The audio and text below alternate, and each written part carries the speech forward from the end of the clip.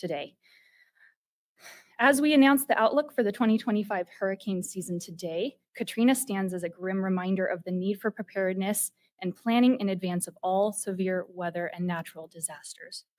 The National Weather Service Public Affairs team are the media contacts for today's event. At the conclusion of this news conference, they can be reached at nws.pa@noaa.gov. The news release and graphics related to today's announcement will be available on noaa.gov shortly. For those of you joining us by webinar, this news conference is being recorded, so if you wish not to be recorded, please disconnect at this time. Today's news conference features about 20 minutes of remarks by our speakers, followed by a question and answer session from reporters. We will take questions in the room first, followed by reporters joining us virtually. Our speakers today are Cynthia Lee Sheng, the president of the Jefferson Parish, acting NOAA Administrator Laura Grimm, National Weather Service Director Ken Graham, and participating in our Q&A session, we also have Matt Rosenkrantz, who is our lead hurricane season outlook forecaster. It is a privilege to introduce Cynthia Lee Sheng, the Jefferson Parish president. Miss Lee Sheng helped lead Jefferson Parish through active hurricane seasons in 2020 and 2021, and she is continuing to help actively manage recovery efforts from Hurricane Ida. Please help me welcome Cynthia Lee Sheng.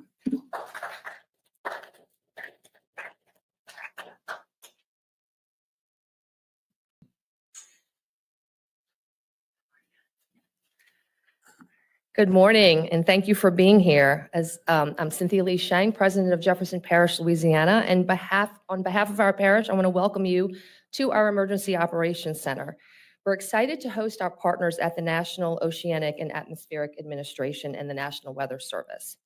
Those of us who have lived in hurricane-prone areas know that NOAA's outlook is highly anticipated every year.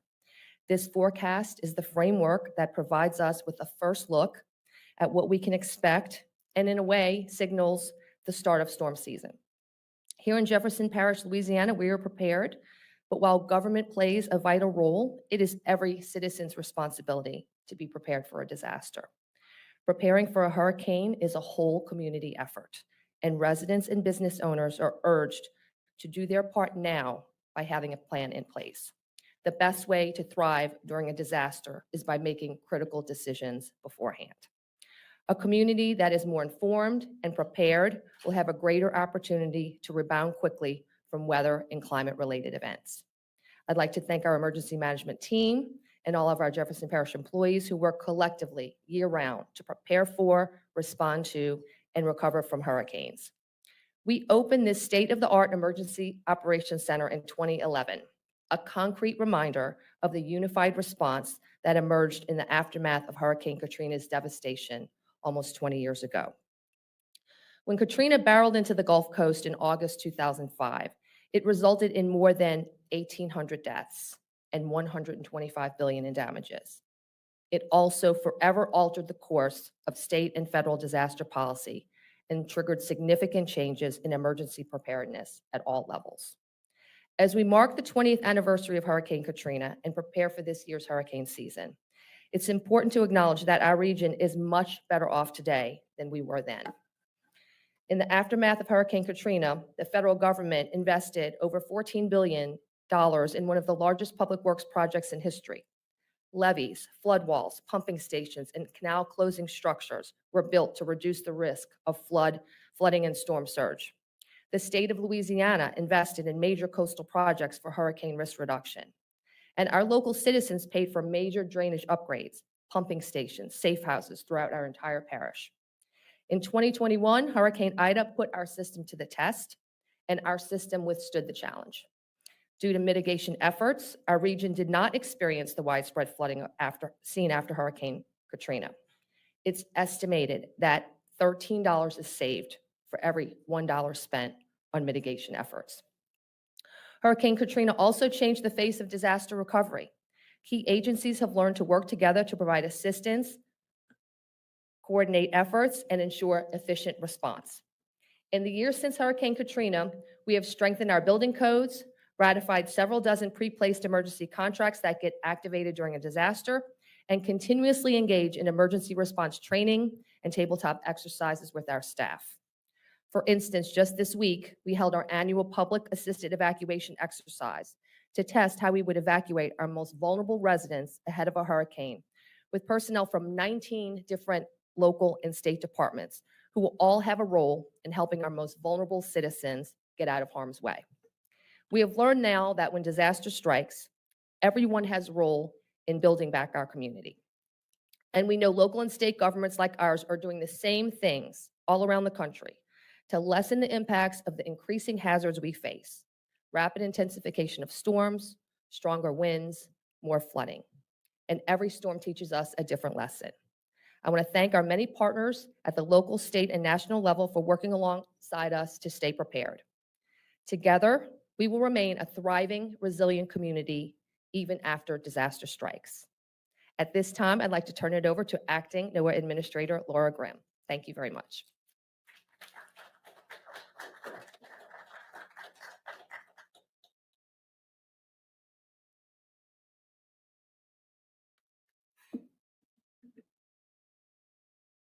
Thank you, Cynthia. And thanks for everyone being here today. Good morning. I was able to walk around and meet some of your employees, and they are just top notch and really speak highly of you. So it's an honor to be here. Thank you for hosting us. It's a pleasure to be here to talk about this important announcement about NOAA's 2025 Atlantic Hurricane Season Outlook. The United States is fortunate to have the world's best scientists, computer and modeling experts, and meteorologists at NOAA, who provide us with accurate forecasts of tropical storms. These experts are constantly learning from current and past weather events, such as Hurricane Katrina, which made landfall nearly 20 years ago this summer, just 50 miles where we stand here today in Gretna, Louisiana. NOAA has chosen to be here for our outlook today because at the Emergency Operations Center in Jefferson Parish to commemorate the 20 years since one of the worst natural disasters in U.S. history. In 2024, inland flooding was one of the most destructive forces during the hurricane season, with rainfall totals from Hurricane Helene exceeding 30 inches in communities located hundreds of miles from the coast. These storms are a stark reminder about how vital it is to prepare for the upcoming hurricane season now, before the storms begin forming in the Atlantic Basin. The Hurricane Outlook is just one preparedness tool that citizens, forecasters, and decision makers use to get ready for what lies ahead. The 2024 Hurricane Season Outlook that was issued in May last year was right on the money. The results that came in final, the named storms, the hurricanes, the major hurricanes, the accumulated cyclonic energy, or ACE, all fell within NOAA's predicted ranges. With that in mind, I want to recognize the incredible work and the dedication of the experts at the National Weather Service involved in both preparing this year's outlook and supporting the service operations day in and day out. Your work continues to save lives, and you inform and prepare communities each year ahead of these storms. As we approach the official start of the Atlantic hurricane season on June 1st, NOAA and the National Weather Service stand ready to serve the nation during and after and before the storms. Our vital role ensures public safety, it enhances national security, and promotes a robust American economy. That role includes NOAA's work in providing life-saving forecasts that ensure that people that are in harm's way will be given critical time to heed warnings. Throughout the hurricane season, forecasters with the National Weather Service will continue to issue timely and accurate forecasts for all expected hazards, from storm surge to high winds to tornadoes to inland flooding. Experts at NOAA's National Ocean Service stand ready to assist the Weather Service, providing critical disaster response and real-time storm surge information. They also provide information to ensure our waterways and our shipping lanes are accessible in the wake of a hurricane to quickly facilitate the flow of commerce. They deliver aerial imagery to ensure emergency responders and local decision makers have the information that they need to rapidly deploy the resources that are hit the hardest areas. The NOAA hurricane hunters are prepared to fly their P3 and G4 aircraft into and around hurricanes, with researchers on board collecting invaluable data that helps forecasters make accurate predictions and give scientists a better understanding of storm processes. To improve the understanding and prediction of how hurricanes intensify, NOAA research, in partnership with Cooperative Institute Marine and Atmospheric Studies at the University of Miami, are deploying new small aircraft drone systems, atmospheric profilers, and underwater gliders. These new technologies continue to advance our knowledge of hurricanes, fill critical data gaps, and improve the hurricane forecast accuracy. NOAA is also modernizing and upgrading its tropical atmospheric ocean buoy array with new capabilities, upgraded instrumentation, more strategic placement of the buoys, and higher frequency operations. Data from these buoys are used to forecast El Nino and La Nina, which influence hurricane activity. NOAA's model, the Hurricane Analysis Forecast System, or HAFS, will undergo an upgrade this season that is expected to further improve tracking of forecasts, which is critical for evacuation efforts. The upgraded model is expected to improve forecasts of rapid intensification. So when a storm winds increase 35 miles per hour within just 24 hours. And that's important as rapidly intensifying hurricanes can be some of the most devastating storms to our coastal communities. NOAA's researchers will also continue to enhance HAFS this season by testing a new multi-storm model capable of zooming in on multiple tropical cyclones to better understand how the energy of these storms impact each other. We are seeing that tropical storms, even hundreds or thousands of miles away, can influence each other. This season, NOAA's National Hurricane Center will use an updated hazard services application by the NOAA's Global Systems Lab to issue storm surge watches and warnings, which alert people of flooding caused by storms. Storm surge accounts for 50% of the fatalities of U.S. tropical cyclones. The National Hurricane Center will also provide a RIP current risk map, which there's storm activities whenever there's storm activities in the tropics. The map is uses the data from the National Weather Service forecast offices. Swells from distant hurricanes can cause dangerous surf and rip conditions along our U.S. coastline. NOAA's Global Tropical Hazards Outlook has been extended from 2 weeks to 3 weeks, providing additional time for preparation and response. NOAA's National Environmental Satellite Data and Information Services, in collaboration with NOAA's Office of Marine and Aviation Operations and NOAA Research, are deploying a new experimental radar system on the P3 Hurricane Hunter aircraft. The system will collect information on the ocean waves and the winds beneath the plane. These improvements and collaborative efforts demonstrate that now more than ever, NOAA is prepared for what the hurricane season may bring. Before I close, I want to take a moment to remind you, prepare now and stay ready throughout the season. Please visit www.hurricanes.gov/prepare to understand your own risk with hurricanes and begin the pre-season preparations now. Stay informed, be ready to heed the warnings from your NOAA National Weather Service and your local emergency managers who are so critical in protecting lives and property. Thank you all for joining us today.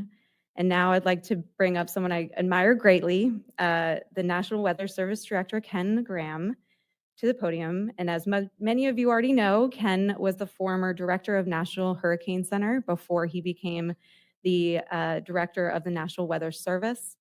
And more importantly, he started with the Weather Service throughout his entire career. He started as an intern at a weather forecasting office. Ken has a long-standing ties to the emergency management community, and NOAA is incredibly fortunate to have him as the director of our National Weather Service. Welcome, Ken. Yeah.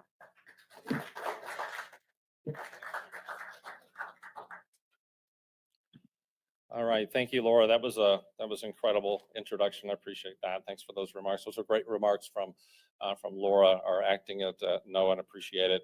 And just wanted to thank Laura also separately just for your support, because I can tell you supporting us at the Weather Service is important to communities and saving lives. And Laura's been on our side and really helping us out. So it's just really appreciated. And Matt Rosencrantz right there. I just want to be clear. I always do this. He's the brains behind all this. The guy right here. So the whole forecast, everything, he's the one that does it. And every time I call him out, he says it's a whole team. So to you and your whole team, thank you just so much for all this. We have a couple other people that Mike Steele is in the room right there. He's from the Governor's Office of Homeland Security. So Mike, thank you for being here. And Mike Buchanan, the meteorologist in charge at the National Weather Service here. So just happy to have you here, Mike. So for Madam President, thanks for those remarks as well. It was wonderful. And Joe, Director Valiente, look, we go way back. We've had a few storms together over the years. So just appreciate all your service to the parish and beyond. Jefferson Parish is a model for all. I would think so. Jefferson Parish really is a model for the state and the country. So just appreciate all that. So look, it's great to be home. It's great to be home here in Louisiana. We landed. I just felt it. I just felt it right away. And I wanted to, you look at the 20th anniversary of Katrina on Sunday, August 28th, 2005, at 10:11 a.m., the National Weather Service Weather Forecast Office in New Orleans issued the following statement. Just take it in. Most of the area will be uninhabitable for weeks, perhaps longer. Airborne debris will be widespread. Persons, pets, livestock exposed to the winds will face certain death if struck. Power outages will last for weeks. Water shortages will make human suffering incredible by modern standards. Feel that? That went out on that day from the National Weather Service. And then you look back at the history and what happened. That was such an ominous call to action issued by the office 20 years ago this summer. Shortly after the product was issued, the city of New Orleans issued the first mandatory evacuation for the city. And I remember being at the Slidell office. We siphoned diesel fuel into ambulances trying to make their way to Shreveport. Trying to get diesel fuel into the ambulances. We were also helping our own employees, the Weather Service employees, no employees. We work in these communities. So we're part of these communities when they get hit. And we helped our own get through that whole thing. And many of our employees lost their homes. We had 2 employees lost members of their family. So it's interesting to, for Noaa in all these communities, that's our strength being everywhere in these communities. Look, we've been busy since then. I mean, think about the modeling. Laura mentioned the incredible HAFS model. The modeling has never been better. Our service has never been better. Our ability to serve this country has never been better, and it will be this season as well. Just amazing. So since this devastation and Katrina, Noaa and the Weather Service, we've made incredible strides. I mean, you just look at how far we've come, the lead times, the accuracy, hurricane forecasting, as well as storm surge watches and warnings. All that's taken place since Katrina. We've really got better at focusing on the actual hazards themselves. Saffir-Simpson, remember, that wind scale is wind. So we've separated storm surge out of that. We've separated flooding out of that. We've separated tornadoes out of that. We've separated the hazards out of that Saffir-Simpson scale with a precision that's unprecedented. Half of fatalities back then were because of storm surge, and we've reduced that. We've done an incredible amount of work to get the watches and warnings for storm surge and being able to highlight that to reduce that number. Here's a few stats. Go back, think about this. 2005, our models had an average day 5 track error about 460 miles. Today it's 200. Think about that. 5 days out, 460 miles, that's your forecast. We've narrowed that down to 5 days to 200 miles. Incredible. 2020, a 5-day forecast is accurate as a 3-day forecast in 2005. It's a game changer for emergency management, game changer for this country. What does it mean? Well, 30, 40, 50 miles makes a difference in an evacuation. The go, no-go evacuation, a city like New Orleans, Houston, Miami, that forecast makes a difference. And if you don't have to evacuate, you don't want to. People lose their lives in evacuations. We save a lot of lives, but people actually lose their lives in evacuations. So these decisions are not to be taken lightly. And it's not about that category. You all remember how many times I've said that. It's not about the category. Only 1 mile an hour separates the different categories. That's it. People get fixated. Oh, it's a Cat 4 now. That was a 1 mile an hour change. So you got to focus on the impacts. So just urging citizens, especially on the coast and inland, to think about that. It's all about the impacts when we do these. Rapid intensification is a big topic. In other words, we're getting better. I mean, I look back 15 years ago, I always said, well, we're getting better with track, but I don't know, intensity, we're having a struggle with it. We're getting better with intensity. The HAFS model, other models are really getting a handle on this intensity thing. So you really think about how we're doing that. And HFIP, I mean, you think about the Hurricane Forecast Improvement Project, what an incredible advance that has been. And really look at the last 10 years, we've actually been able to make the track intensity as much as 40 to 45% better in the last decade. It's absolutely incredible. The HFIP program, think about the research to operations that we've had across NOAA. It's a whole NOAA effort. It's amazing. The whole NOAA family comes together with these things, and the amount of damage and loss of life that's been prevented because of HFIP is staggering. University of Miami came up with a study and calculated the improvements from 2007 to 2020 led to a cost avoidance of $60 billion. That's NOAA at work. That's NOAA at work right there. And we saw the forecast improvements firsthand in 2024. And the skill was better than ever. It was amazing to watch 2024. Helene was forecast to be a major hurricane. Take this, before it was even a depression. It was a bunch of clouds, a couple thunderstorms. And we were able to have the confidence, the modeling, confidence in our products to be able to say, we're going to issue a cone, we're going to put out the products, we're going to do that based on a clump of clouds. The National Hurricane Center was really aggressive doing that. And we were right on the money.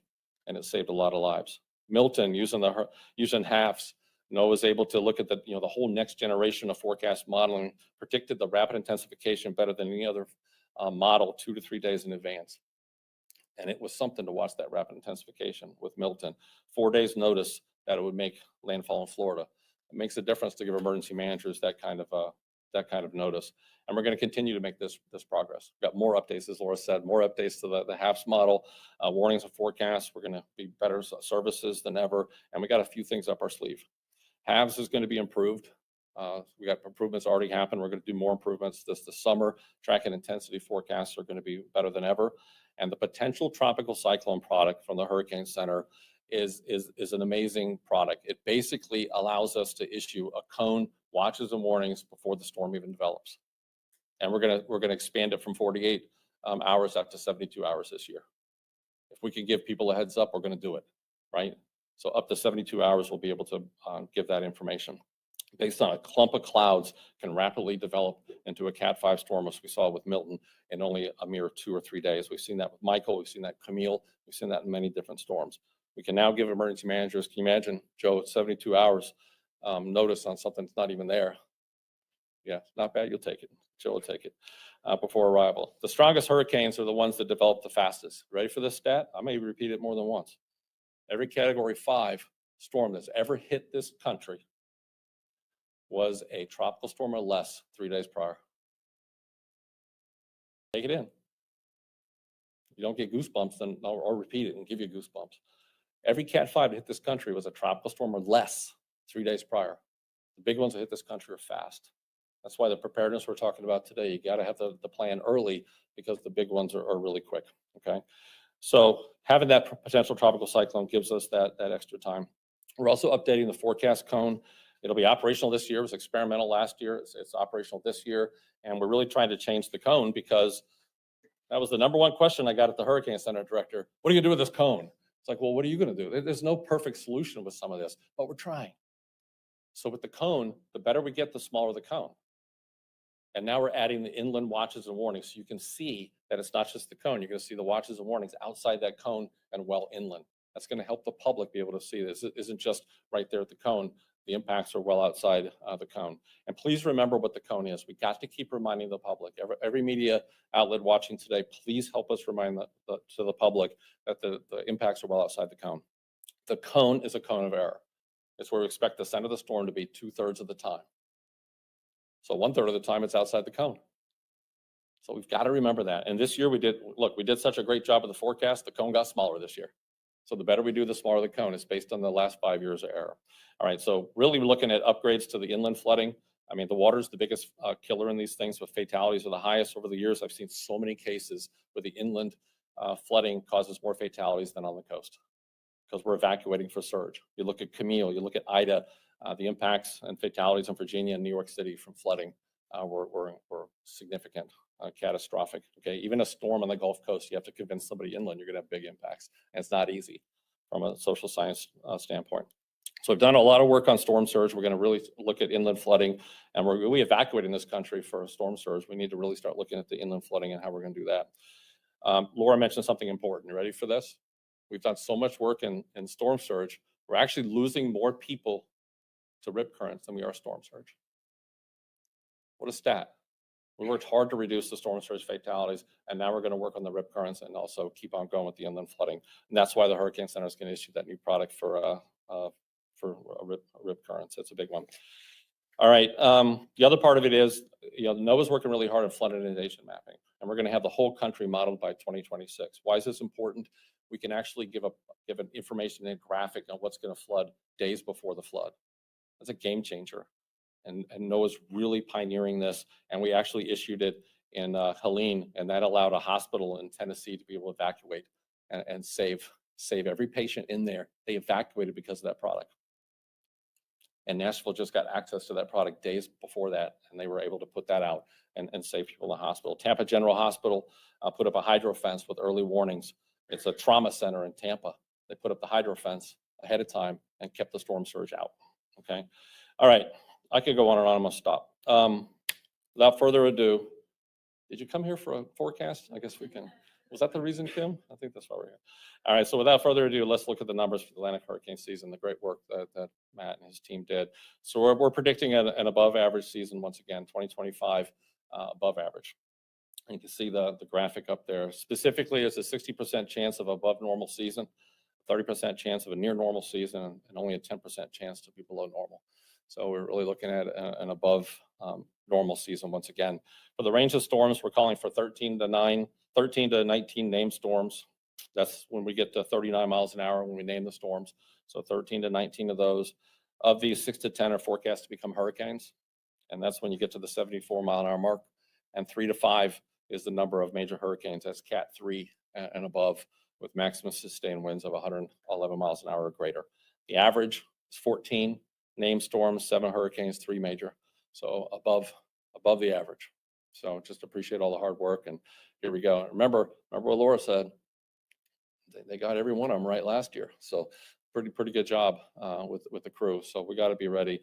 The ACE, the accumulated cyclone energy, 95 to 180% of what we would normally see. And that really heavily dependent on some of the stronger storms. You get a bunch of strong storms, it'll jump that ACE index really high. Why? Well, the team looked at it. Warm sea surface temperatures, probably the number one contributor to the whole thing. Not much wind shear. Wind shear tears the storms apart. We don't expect a lot of wind shear. And the African monsoons is a conducive spot to be able to launch out the waves, launch out the storms from there, which get to the warm waters and they develop in an ENSO neutral situation that is conducive for this forecast. So everything's in place for an above average season. So no matter the forecast, what do we always say? Only takes one. It only takes one. So we got to be prepared right now.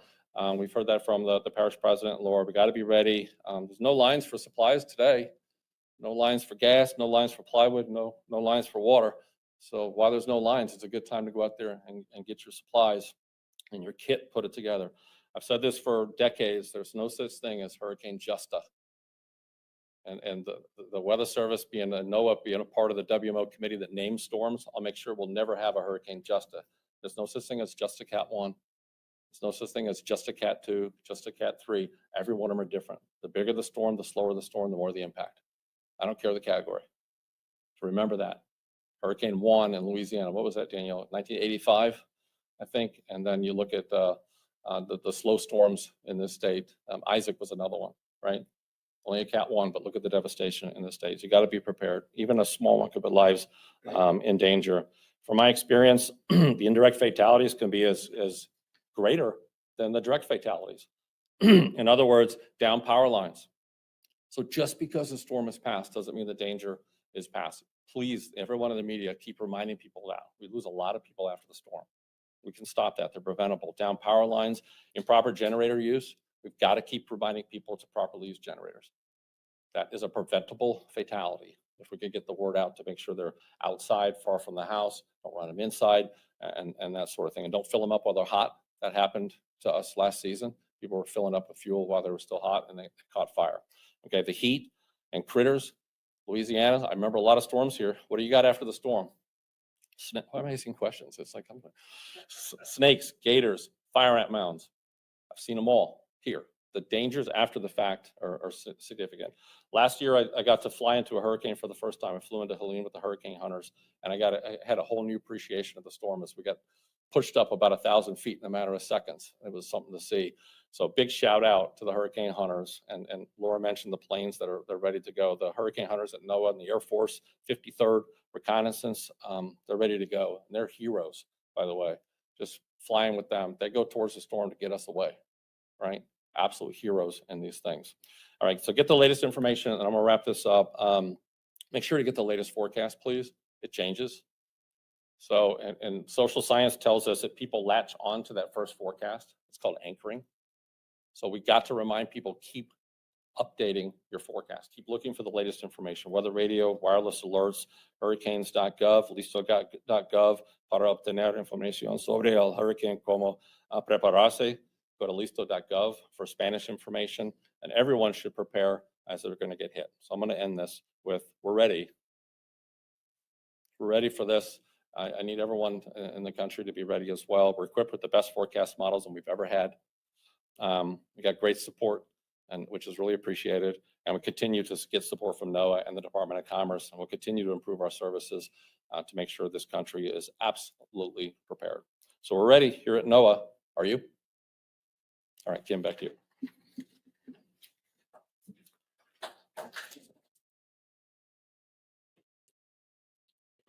Thank you, Ken, for that outlook. We will move on to our Q&A portion of the event. In the remaining time that we have, we will take reporter questions, first from our in-room reporters, and then followed by our virtual attendees if time allows. So with that, please raise your hand if you have a question, and our comms team will run over the microphone to you, and we'll bring up our participants for Q&A right now, so we're prepared to answer your questions.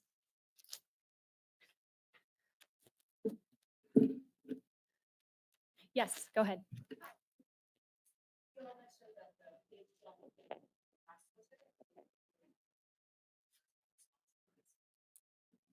Go ahead, Ken. Yeah, we do the training ahead of time. So when we do the exercises, and Joe, didn't you say, I guess you've hosted some of those exercises here in the Parish EOC. Yeah, so we exercise it. So, what I've always said is basically, have that wonderful plan that you work, and then cut it in half and see if you can do it. So the conversation is basically, you gotta be ready to exercise that plan in 2 or 3 days. So we exercise those things. So Weather Service and NOAA, we work with our federal, state, local partners to be able to take them through these things. The local offices like New Orleans will work with the parishes, tons of presentations. We're hitting the streets to be able to get them to be able to do this. So our job's ahead of time to get everybody ready for this. And some of the misnomers, you think of a hurricane, you think of it going from Africa all the way across the Atlantic. Well, the truth is it could form in the Gulf and be here in 2 days. That's the kind of stuff that we talk with our partners to make sure that they're ready. I haven't seen any, really, we're working the same plans. We've been talking about that for probably 10, 15 years. So I think that's been out there for the whole time. So, having that as part of the exercise has helped for about a decade. Yeah. And to her point, I think what we're doing, we have increased tremendously is the amount of exercise. So every process that we activate increases storm, whether it's the food contract, whether it's the sheltering, public assisted evacuation, getting our essential duty employees, we are exercising more now.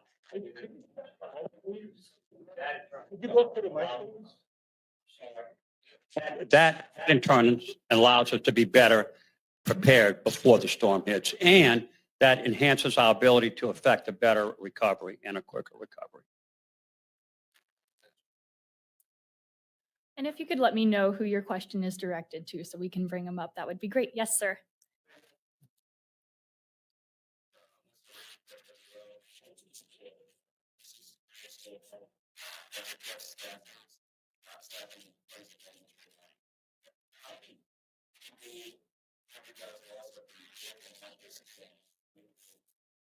Or other offering those that are understaffed? Thank you for your thoughtful question. So the Hurricane Center is fully staffed up and we're ready to go. Weather prediction, forecasting modeling is a top priority of ours. We, have the new HAFs, and which was outperforming the other hurricane models. We've got GOES East is operational just of last month, providing satellite data that is feeding into the modeling system. So we are ready to go, really excited and definitely fully supportive of it. Thank you.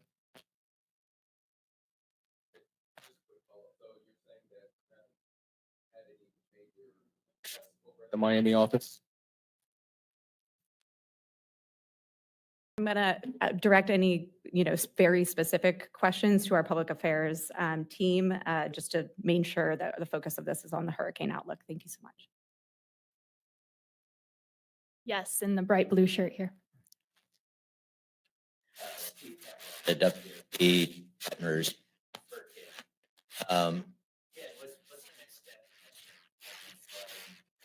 In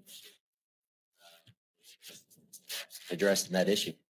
Yeah, I think, as you know, talking over the years and, contemplating some of the social science part of it, we've got to convince people of that danger, right? When you live, 500 miles inland and you really don't think that you could be impacted like that, right? So it's hard for people to understand what has never happened before. That is a very difficult thing to communicate. I've seen meteorologists struggle with what's never happened before, right? So we've got to be able to visualize that. So that's why we're working so hard on the flood inundation mapping. We've got to be able to think about how to visualize it and have new tools to be able to say, hey, and they're not easy to get to them, right? How do you get that graphic to them? It's hard. But if we could really arm media, arm emergency management, states and local with some sort of visualization that actually sees this is how high the water is going to look, that makes a difference. Because if you tell somebody it's going to be 30 inches of rain, well, fine, what does that do?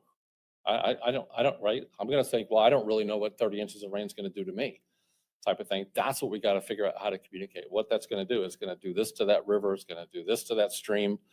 This is what it's going to do to your house. So I'm excited to be able to have that flood inundation mapping across the country. I think that'll happen, if you could get that out, Steve, 2-3 days ahead of time, we might be able to evacuate better in some of those areas.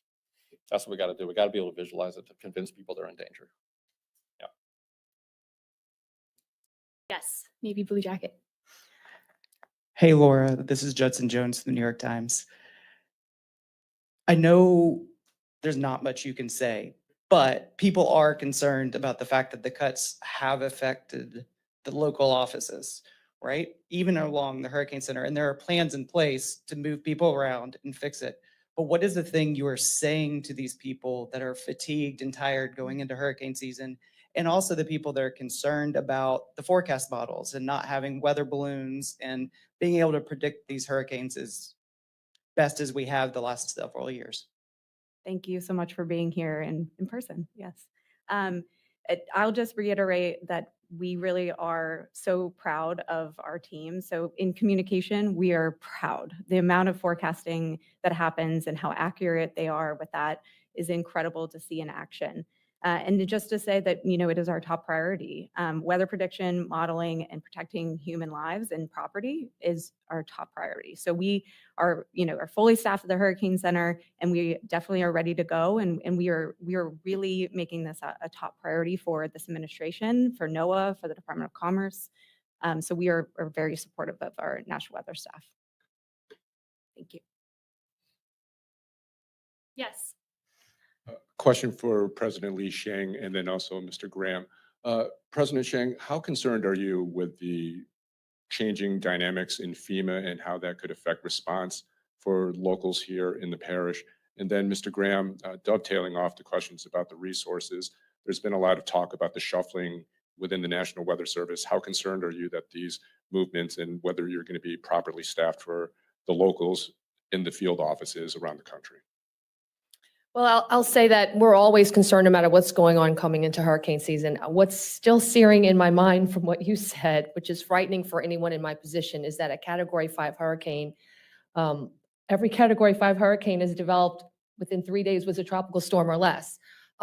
Those things concern me because it's that positioning that we have to do. And Ton, we live in almost 1 million people here. How do you evacuate an area like this in 3 days or less? But look, I'll say this. I am very happy that disaster recovery, emergency management is now on the front page and is making the news, because those of us who work this field know that at every level we can do better. And so I'm not afraid of a conversation. I think that all the changes that we're looking at is all geared toward making a quicker response, more efficient with the resources that we have, more efficient recovery, hopefully more money towards mitigation. So those conversations are happening. And from somebody like in my position, I'm glad that it's being covered in the national news. It's being talked about within the general public, because before we couldn't really get that conversation up in front. So that's, I'm concerned about hurricanes separately from operational, but honestly, I'm glad that there's debate, healthy debate going on about what FEMA should look like, where our resources should go, the role for the state, the role for local governments, and conversations are good to have. And we will look at the recommendations. I'm a member of NACO, National Association of Counties, National Task Force. We were trying to get this conversation to the front burner last November, and it's here now. And so I'm glad it's happening. So yes. No, I think what's critical, and I think look, I think everybody's heart is in the right place to just make sure the response is quicker. And we know, I'm not trying to criticize anyone at every level of government. I'm part of government. We know government can be slow. And from a local government perspective, we know recovery is extremely slow, heartbreakingly slow. And they will acknowledge that too, because it's a bureaucracy. It's well-intentioned people trying to do the best in a very large bureaucracy. I worked in the federal government too. I can tell you, we're hardworking, but you're in a much larger system. So, knocking it down, getting more response to the states, in theory is a good thing to be talking about. We want to make sure the resources are there though. And if the responsibility is going to come to the state, I think the state and those of us in the state just want to make sure the resources are there, the skill, the experience is there for the response to be adequate. Okay, the second part of that is, as Laura said, the Hurricane Center is fully staffed. And, I'm going to make sure that our offices, when there's a hurricane threat, that's going to have the resources that they need to make sure every warning goes out. And I do want to say that, with Noaa's support, Laura's support, and Commerce's support, and we're looking at some tools to be able to look at long-term and how to make sure that we continue to have the staffing that we need long-term. So I just appreciate that support. We're working on some things. And, we had some folks go, and, but we're going to make sure that we have everything that we have on the front lines. Every warning is going to go out. Yep. Yes, right in the middle here. Rachel Hanley with WWL. I am hearing that the National Hurricane Center is fully staffed, but we know that there have been cuts to NOAA, and we have heard from some meteorologists that that's affected the resolution of forecasts. Question for Ken Graham, is this going to affect hurricane forecasting this year relative to years past? The answer is no. So, we've got the HAFS model is the best model we've ever had. And, the question keeps coming up at the upper air. Upper air is one piece of observations that we have. We use satellites, we use ground-based information. We're actually going to work with industry. We're looking at different type of balloon technology that able to not just go up and back to get the balloon information, but there's some private companies that are actually longer term type of balloons that get soundings along the way. So we're looking at supplemental information, working with them. So, the balloons are just one piece of the information, but the models are as good as they've been. We're going to continue to improve those. I'm excited about HAFS to see how it does this year. And, we're not going backward with HAFS. We're actually going forward and making those improvements. So yeah, we'll be able to make sure that the warnings go out and we have the data that we need. And the hurricane hunters are also ready to go, both at NOAA and the Air Force. That information that we get from the hurricane hunters is crucial to the hurricane forecast. And I've seen anywhere from 10 to 18 to 20% increase in the accuracy of track and also intensity with the data from the P3s and the C-130s and also the G4 at the upper levels. It makes a big difference, and they're going to be ready to go as well. All right, we have a couple questions from our online attendees. Several different iterations of this question, but I'll call out Ken Mahan from the Boston Globe asking about whether our outlook can be specific to certain regions, talking about the possibility of a tropical cyclone impacting a certain region in the country or in a U.S. territory. get started. And Matt's the expert. Look, these outlooks are incredible to give us an overall idea of how busy the season could be. It is not a forecast for landfall. It's important. That forecast does not forecast where storms are going to occur, right? I've seen, you can see sudden shifts or different shifts in the Bermuda High, and all of a sudden all the storms stay offshore, or a shift there can take all the storms in the Gulf. So it's those type of things that could change the entire season, basically, on impact, right? So that's the biggest thing to get away from this. It's really looking at the overall season, but not really anything for landfall. That's important on that one. I get it right? Good. All right, another question online, a few different iterations of this as well, but Seth Bornstein from the Associated Press would like to know, you mentioned that the primary driver of this particular outlook is the above average temperatures in the Atlantic. How much of a factor is climate change in that ocean temperature right now?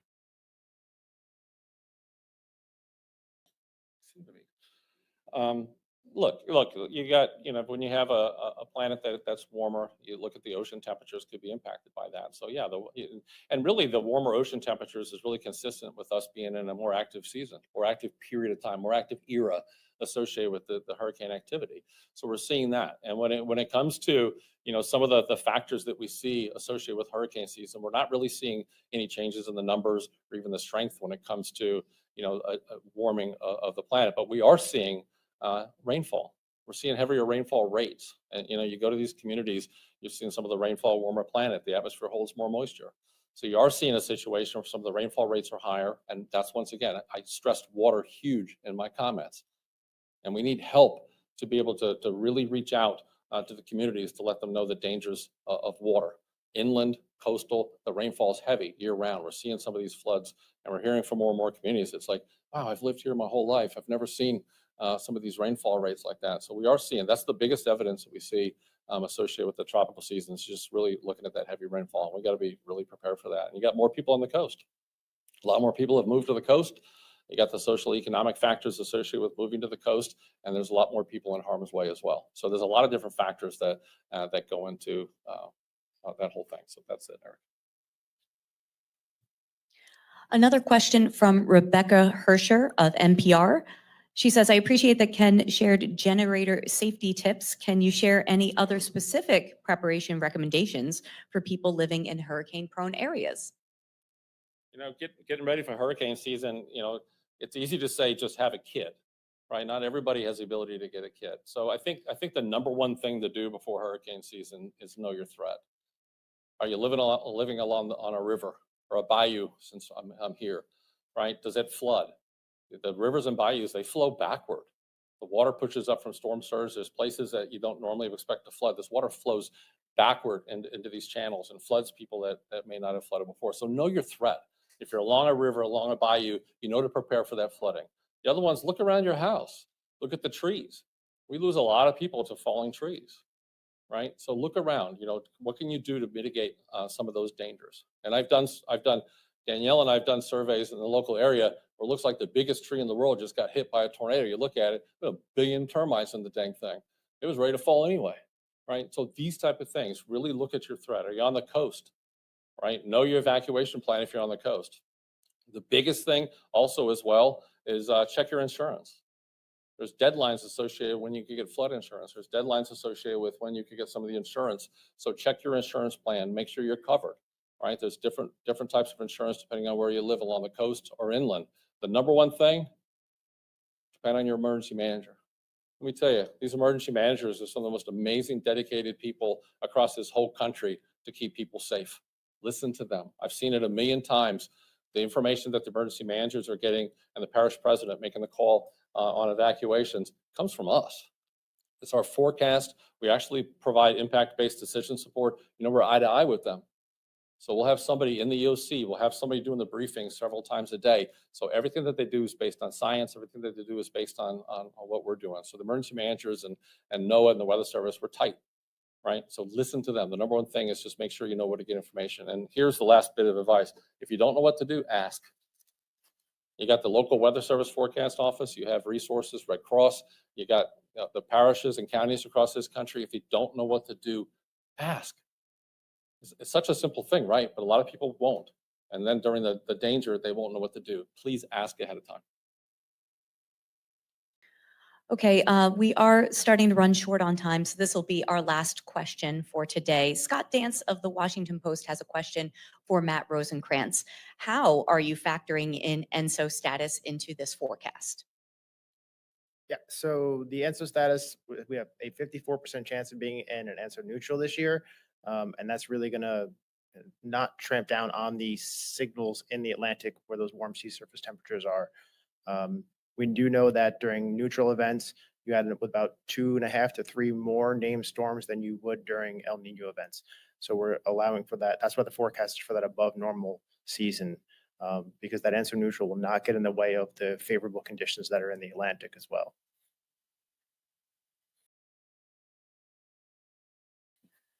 All right, that concludes our press conference for today. And once again, I'd like to remind you that all materials, all the graphic slides are available on noaa.gov for your reference. Again, the press team can be reached at nws.pa@noaa.gov. And thank you very much for joining us today. Have a great day.